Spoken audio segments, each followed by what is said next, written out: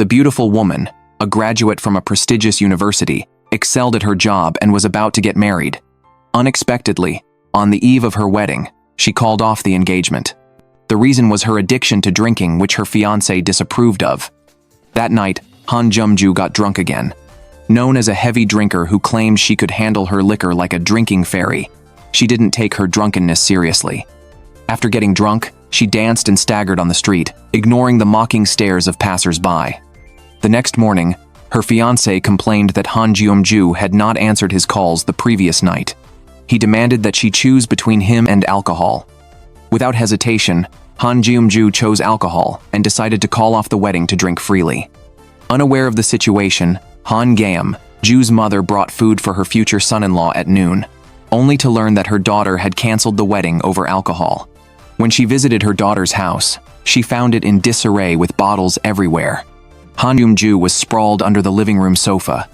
Her mother tried to pull her up to apologize to her fiancé, but Geum-joo argued back, unable to stand his constant nagging about her drinking. Frustrated to the point of being furious, her mother couldn't believe how lightly Geum-joo was taking the cancellation of her marriage. Geum-joo even bought her mother chicken soup, declaring that marriage could go to hell as she now wanted to focus solely on her work.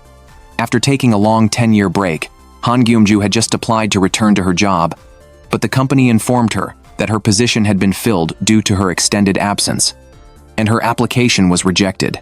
Now, with the wedding off and jobless, her lease expiring, and no savings, Geum-joo was destitute and homeless. Forced by reality, her mother had to take her back to their rural home. But upon arriving, her mother saw her husband and elder daughter eating meat and drinking in the yard. Her father even poured a glass of his homemade plum wine for Geum-joo. Outraged, her mother blamed her husband for her daughter's alcoholism. The year Geum-joo graduated from high school, her father introduced her to alcohol. When she got into university, he personally showed her the delights of drinking. On her first day at a major corporation, he taught her that social drinking was crucial in business life. With such an experienced drinker as a role model, it's no surprise that she developed an alcohol dependency. To protect her daughter's future, her mother banned alcohol from their home. To save face, she told neighbors that Geum-joo's broken engagement was due to issues with the groom's family. However, Geum-joo confessed to a friend over the phone that she called off the wedding because of her drinking problem. A neighbor overheard this conversation, and by midday, Geum-joo's scandal spread across the entire town, making her the subject of local gossip. Despite the gloomy days, Geum-joo took pride in one thing: her skill in auto repair. She had been a publicly recruited auto mechanic for a major company in Seoul and was exceptionally skilled in mechanical repairs. One afternoon, while helping a friend at a car shop, she quickly identified and fixed a car problem fiercely and efficiently. She was shocked to learn the car belonged to Eui-joon, her middle school classmate and first love. Geum-joo learned from friends that Eui-joon, who had been working as a doctor at a major hospital in Seoul, had recently moved to the countryside to work at a health center. Due to the scarcity of medical resources there, he was revered as a deity by the villagers. Geum-joo was anxious and did not want Eui-joon to know about her current dire situation. On her way home, memories of her past with Eui-joon haunted her. She recalled a day in middle school when she saw that Eui-joon's bicycle was broken. Known since childhood as a repair genius, she quickly fetched her repair kit from her scooter. As she wiped the grease from her face with a handkerchief Eui-joon offered her, she fixed his bicycle, but her scooter ran out of power. Eui-joon then gave her a ride, and she quietly hugged him from behind. A serene night she would never forget. Now, Geum-joo wanted nothing more than to avoid Eui-joon. But as fate would have it, she bumped into Eui-joon. Before he could speak, Geum-joo blurted out that she had broken off her engagement due to her drinking. Surprised, Eui-joon revealed he wouldn't have known if she hadn't mentioned it. Embarrassed, Geum-joo asked to act as if they didn't know each other. Eui-joon agreed, pretending to be indifferent and walking away with a smile, but he looked back not wanting to leave, and at work, he was unusually distracted. At night, the mother scolded her daughter for her selfishness, believing she should feel guilty towards her fiancé. Geum-joo lost her temper, feeling no remorse. Unbeknownst to her mother, There was more to the broken engagement. Recently, Geum-joo had seen her fiancé secretly buying a pregnancy test. He had been cheating with another woman who was now pregnant with his child. He had planned to break the engagement to be with his mistress. Feeling betrayed, Geum-joo started drinking heavily and preemptively called off the engagement to protect her pride. Unaware of the truth, her mother took Geum-joo to a mountain temple, donating $1 million in her daughter's name, hoping for divine help to cure her of her alcoholism. Geum-joo thought her mother was crazy and ran down the mountain with her mother's phone before the transfer could be completed. Exhausted and in pain from the chase, her mother met Eui-joon, a doctor, and asked for his advice on treating alcohol dependency. Eui-joon explained that recovery starts with the person recognizing their problem. He reassured her that patience and trust from loved ones could lead to an epiphany for Geum-joo. That evening, friends invited Eui-joon to dinner, unknowingly also inviting Geum-joo to facilitate a reconciliation. The friends, unaware of the real reasons behind their fallout, blamed Geum-joo for the misunderstanding. Outside the restaurant, Geum-joo overheard them discussing her perceived immaturity and Eui-joon's disappointment. Looking at her disheveled reflection, she realized how badly she was living. Geum-joo skipped the dinner, went to a bar instead, and repeatedly drank herself into a stupor. Later, staggering on the street and crying, she wished to be a better person, but felt overwhelmed by betrayal and hurt. The family held a memorial service for the deceased grandfather, but the mother replaced the traditional liquor with spring water on the offering table. She instructed the entire family not to mention alcohol in front of Geum-joo. However, Geum-joo, drunk, stumbled into the ceremony, realizing it was for her grandfather. Ignoring her family's quiet pleas, she insisted on pouring her own liquor for her grandfather, causing a struggle that ended with the bottle at her mother's feet.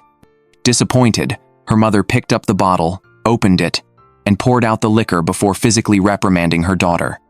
The next day, Geum-joo woke up sober in Eui-joon's health clinic, wearing only a light tank top. Eui-joon reminded her of the previous night's events. After being beaten by her mother at the ceremony, Geum-joo had fled outside.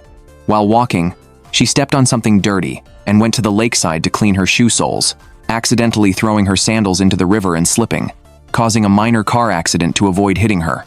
The driver was Eui-joon, who had to carry the unconscious Geum-joo back to his place, resulting in his car being wrecked and his foot injured. He vowed to settle the score with her. Meanwhile, a friend called Geum-joo's mother, who, unaware of the actual events, thought her daughter had drowned in the lake. Her parents waited desperately by the lake until they saw their daughter alive. Overwhelmed by the emotional roller coaster, her mother exclaimed in distress, wishing she could just die. The next day, a gossiping woman overheard Eui-joon's conversation with a friend. In no time, the news that Geum-joo's drunken behavior had caused Eui-joon's foot injury spread throughout the village. Geum-joo became the talk of the town again. Eui-joon unapologetically sent Geum-joo a list of damages for compensation. Moreover, Geum-joo had to drive for Eui-joon, who was now mobility impaired, for free. Eui-joon was conducting free medical clinics for the elderly around the village. When an elderly villager became ill and couldn't work, Eui-joon pointed to Geum-joo to volunteer for a day's farm work. Geum-joo did everything from harvesting cabbages and spraying pesticides to cleaning animal waste and even hanging clothes. After a busy day, she still had the energy to ask Eui-joon why he left a successful life in Seoul for hardships in the countryside.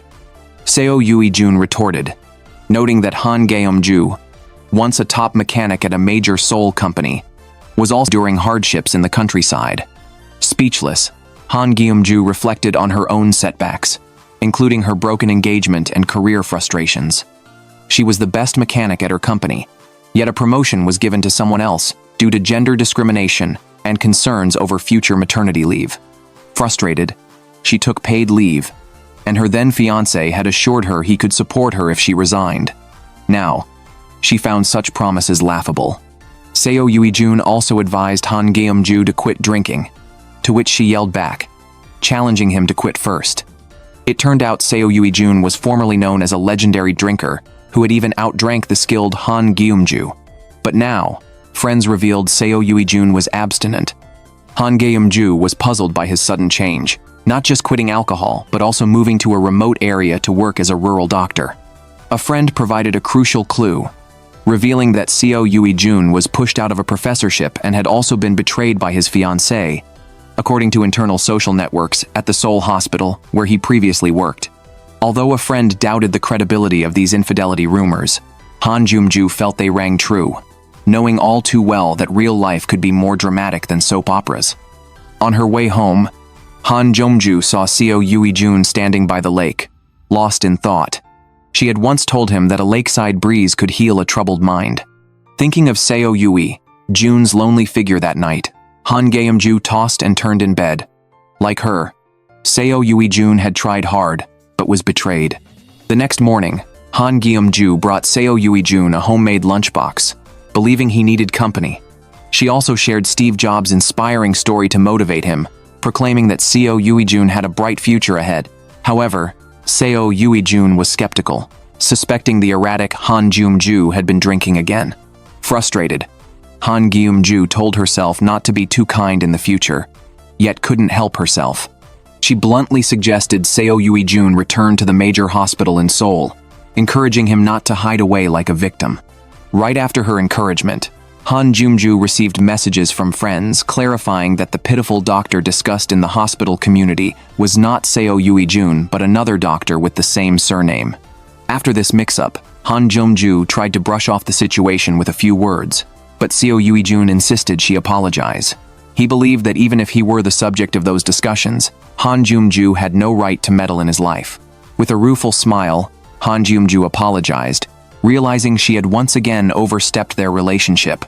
Years ago, Seo Eui-joon had told her the same thing, viewing her actions as an intrusion. Now, feeling like she had made a terrible mistake, Han Geum-joo was overwhelmed with regret.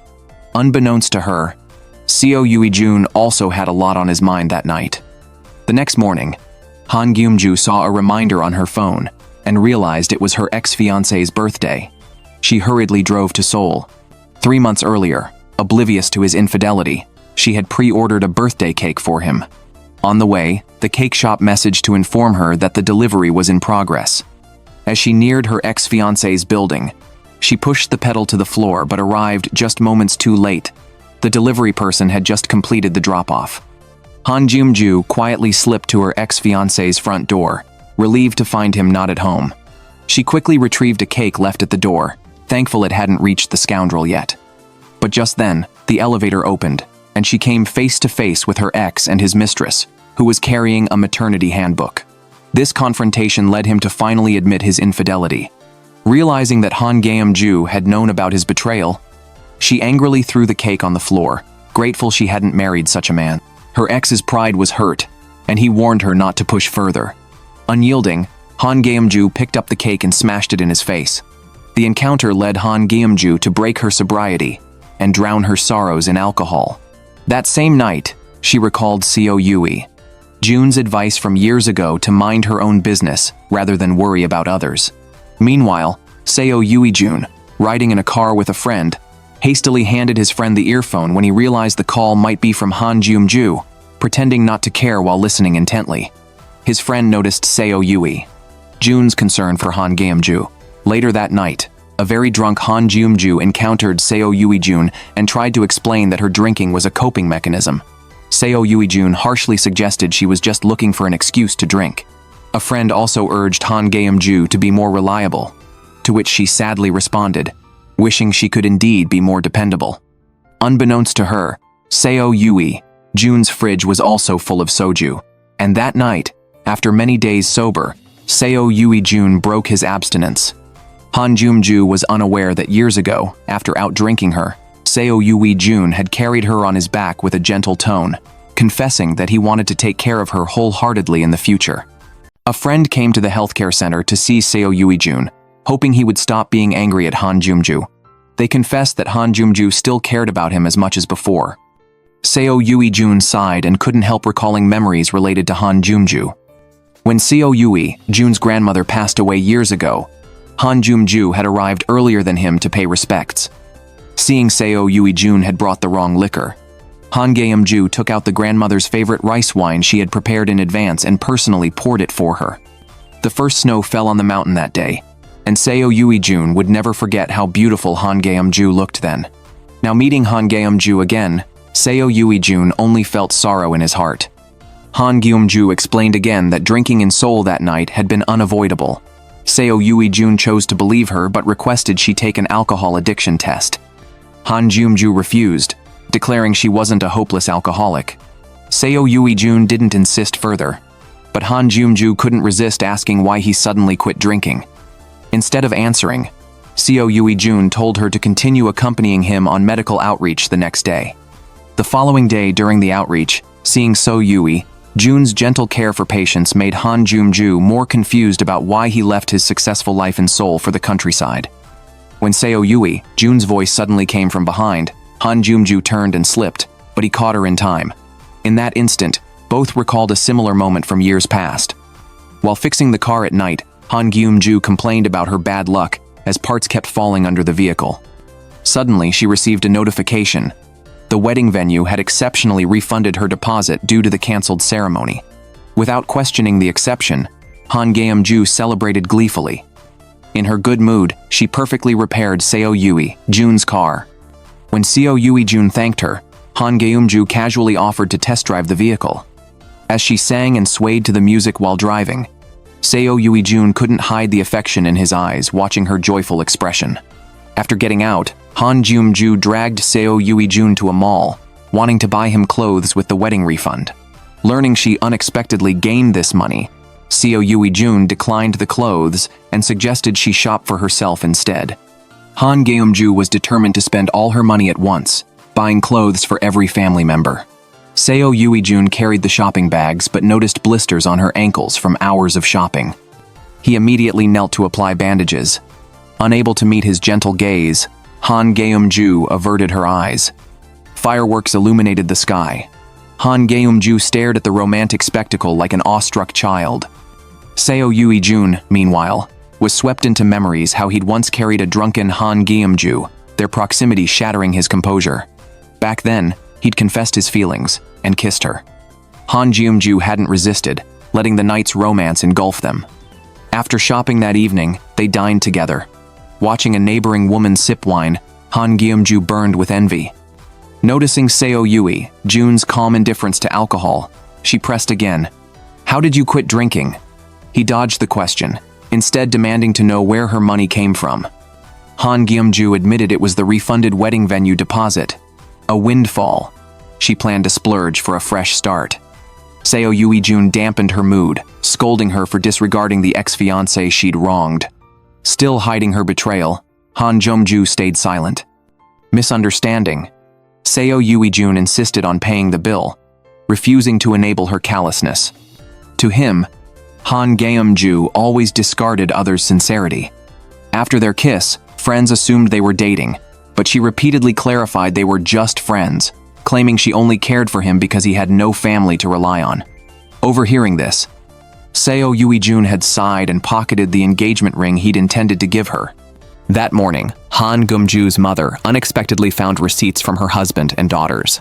After questioning the store, she learned all three had secretly gone drinking. Determined to force sobriety, she kicked them out, ordering them to attend a mountain alcohol rehab camp. Helpless, the trio lugged their bags to a temple for isolated detox, surrendering phones, chanting odd prayers with monks daily. After agonizing meditation sessions, they finally regained phone access. Han Geum-joo saw a misdirected message. Her ex-fiancé was holding his wedding at the hotel she'd originally booked. Same date, same venue, only the bride changed. She laughed bitterly, realizing the refund was his compensation. Now she understood Seo Eui-joon's warning. This money wasn't a windfall, but a curse. Meanwhile, Seo Eui-joon encountered Han Geum-joo's ex-fiancé while escorting a pregnant woman to the hospital. Seeing the man beside his mistress in labor, he finally grasped why Han Geum-joo had drunkenly fled home, and that he'd misjudged her. On the rehab camp's third day, Han Geum-joo vanished. Seo Eui-joon found her brooding in their familiar forest spot. When he urged her to leave, she stood but crumpled weakly. He rushed to check on her, only for Han Geum-joo to collapse, sobbing into his arms. Rain fell. Eui-joon took off his coat to shield her. Drunk and unrestrained, Han Geum-joo murmured against his chest. Yet by morning, she claimed total amnesia, casually dismissing her drunken ramblings, only to hide around a corner afterward, slapping her own face in frustration, desperately trying to recall what she'd confessed. Han Geum-joo gave the clothes bought yesterday to her family and tried to convince her mother to abandon the idea of making her quit drinking, insisting she couldn't live without alcohol. Her mother forced a laugh through suppressed anger she had converted to Christianity, determined to save her fallen daughter through God's power. Seo Yui, Jun's friends and community health center nurses privately gossiped about Han Geum-joo, calling her alcohol-obsessed. Hearing this, Seo Eui-joon intervened, urging them not to judge without understanding. Recalling how Han Geum-joo had leaned on him in the forest yesterday, he resolved to help her escape her darkness. That day, Seo Eui-joon contacted Han Geum-joo and handed her an alcohol addiction diagnostic test. After scoring it, he found her results exceeded the worst criteria of full-blown alcoholism. He begged her to seek treatment, but Han Geum-joo shrugged it off, claiming to be a highly sensible wine enthusiast. Since Seo Eui-joon was giving an alcoholism lecture at the county office that night, he called Han Geum-joo's mother directly, knowing Han Geum-joo wouldn't attend. Under maternal coercion, Han Geum-joo and her family reluctantly went. Watching Seo Eui-joon speak on stage, Han Geum-joo kept replaying yesterday's forest incident, worrying she'd seduced him or revealed too much. Exhausted after the lecture, they saw female clerks fawning over Seo Eui-joon. His handsome face made him popular locally. Han Geum-joo felt a pang of irritation. Later at home, Han Geum-joo rallied her father and sister to confront her mother, declaring they couldn't endure this damned sober life another day. Her mother suppressed her fury, smiling tightly while preaching love and persistence. Encouraged by her softened stance, the trio foolishly pushed back harder against the alcohol ban. Finally snapping, their mother chased them with a kitchen knife, swinging wildly. The next day, a friend from the auto repair shop messaged Han Geum-joo for help. She agreed immediately. At the shop, she quickly discovered a man trying to sell a water-damaged car as a normal used vehicle. The deal collapsed because of her intervention. Enraged, the man shoved her to the ground, demanding compensation. Han Geum-joo wasn't one to back down. Without hesitation, she grabbed a cart and charged at the man, roaring. The man hammed it up, pretending to have a broken bone to extort money. At the health center, Seo Eui-joon examined the man and recognized the scam, deliberately declaring the man completely unharmed and exceptionally healthy. He then inspected Han Geum-joo's injured palm, remarking this hand deserved a medical certificate instead. After defending Han Geum-joo publicly, Seo Eui-joon brought her late-night snacks in the evening. He lied that the shop owner gave it for free, though he'd specifically chosen it for her. As Han Geum-joo happily ate, he urged her again to quit drinking. She cut him off. How else can I survive this cruel world without alcohol? Standing up, her body ached all over, bruises from being thrown around visible. Seo Eui-joon softened his voice. Wherever you're hurt, I want you healed quickly. His words kept Han Geum-joo awake all night. She wondered if he knew her secret about being cheated on.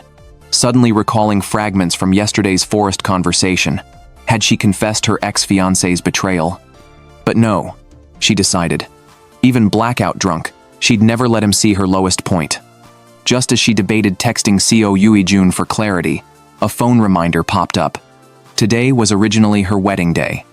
That day, Han Geum-joo's father pulled a crumpled paper from his suit pocket. After a moment of reluctance, he tossed it away.